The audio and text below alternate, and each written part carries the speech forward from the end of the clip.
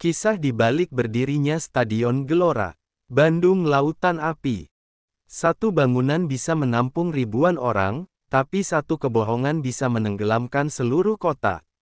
Tak banyak yang tahu, bahwa stadion yang kini dibanggakan warga Bandung itu dulu dibangun di atas tanah yang terkutuk.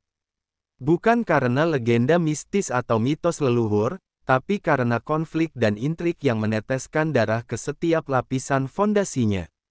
Gede Bage, awalnya hanya wilayah tenang berisi rawa-rawa, petani kecil, dan kampung-kampung tua yang nyaris tak pernah disebut dalam rapat-rapat strategis kota Bandung. Tapi suatu malam di tahun 2006, meja-meja rapat mulai goyah oleh satu wacana besar, Bandung membutuhkan stadion baru. Bukan stadion biasa, tapi simbol kebangkitan. Pemain utama dalam drama ini bukan wali kota, bukan juga kepala proyek.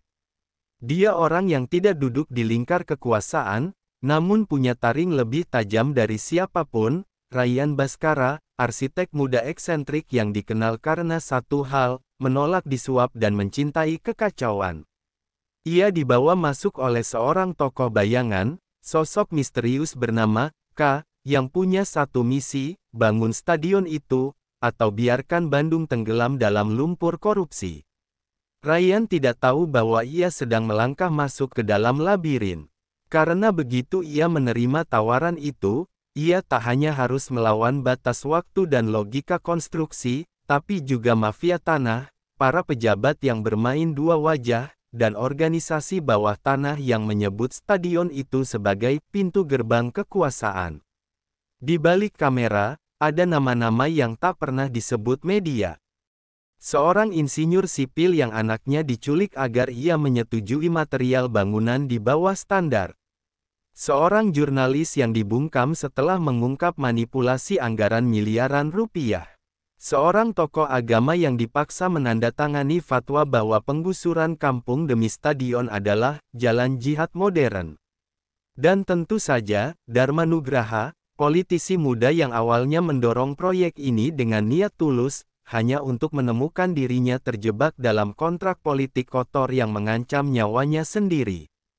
Ia tak lagi percaya pada siapapun, bahkan pada bayangannya sendiri. Ini bukan soal sepak bola lagi, Ryan, kata Dharma dengan suara yang parau, berdiri di tengah lapangan tanah merah.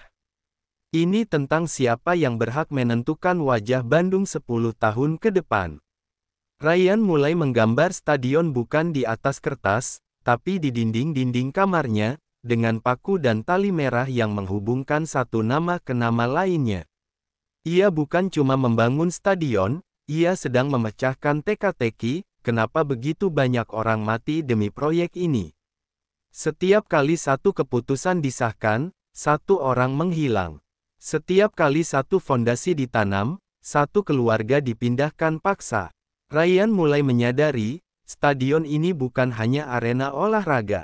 Ia adalah titik pusat rencana penguasaan Bandung oleh jaringan kekuasaan yang menyamar sebagai investor.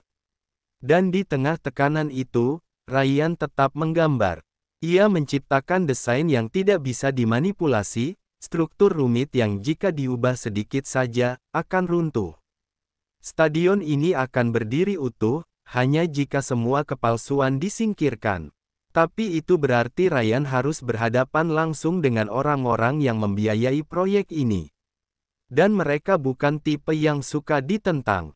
Pada 2013, stadion itu akhirnya berdiri. Megah, mewah, dan disambut dengan tepuk tangan politikus yang tidak pernah mencangkul sebutir tanah pun. Tapi tak ada yang tahu bahwa malam sebelum peresmian, sebuah mobil meledak di parkiran belakang, membakar habis berkas-berkas asli anggaran proyek. Mayat ditemukan, tapi tak ada nama. Polisi bilang itu kecelakaan teknis. Ryan, ia menghilang, tak pernah muncul lagi. Ada yang bilang ia dibunuh. Ada yang bilang ia kabur ke luar negeri. Tapi mereka yang tahu kisah ini, tahu satu hal, stadion itu tidak dibangun oleh pemerintah, tapi oleh orang-orang yang berani melawan kejahatan sistematis dengan harga yang sangat mahal.